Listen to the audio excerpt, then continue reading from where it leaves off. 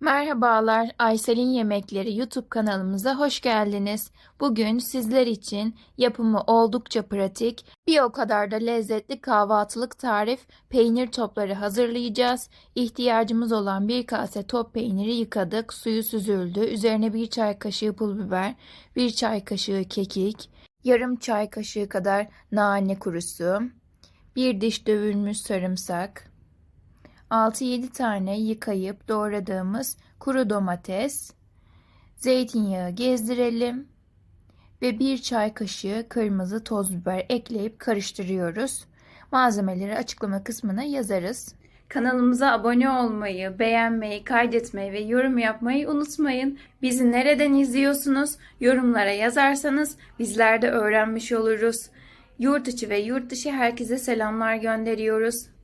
İçine sevgimizi de kattık. Tüm malzemeleri karıştırdıktan sonra küçük bir kavanozun içerisine koyuyoruz, dolduruyoruz. Siz dilediğiniz kadar yapabilirsiniz. Ölçüleri, malzemeleri arttırıp azaltabilirsiniz. Gerçekten çok lezzetli bir pratik kahvaltılık tarifi. Ben bayılıyorum, Aysel Sultanımın tarifi. Umarım sizler de yapıp denersiniz.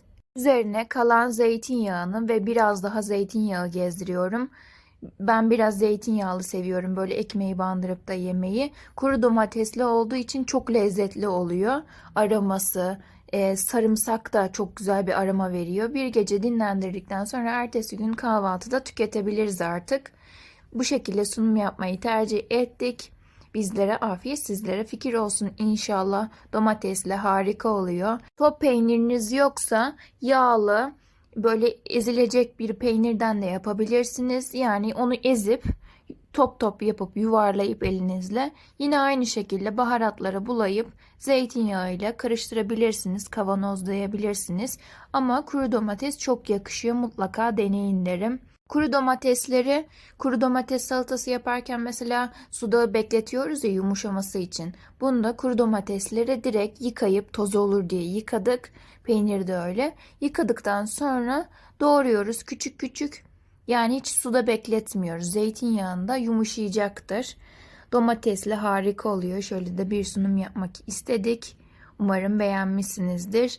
Küçük de olsa yoruma emoji bırakırsanız çok seviniriz. Gerçekten bir emoji bırakmak bile çok faydalı. Daha çok izleyiciye ulaşmamız için. Eğer 100 bin abone olursak Aysel Sultanım konuşma yapacak, biliyorsunuz ben onun yeğeniyim ama kızıyım. O beni büyüttü. Benim annem rahmetli olduğu için Aysel Sultan'dan her şeyi öğrendim. Bana her şeyi öğretti. Çok teşekkür ederim. Ondan şöyle de bir sunum yaptık. Yorumlarınızı bekliyoruz. Bir sonraki tariflerimizde görüşmek üzere. Allah'a emanet olun. Hayırlı günler diliyorum.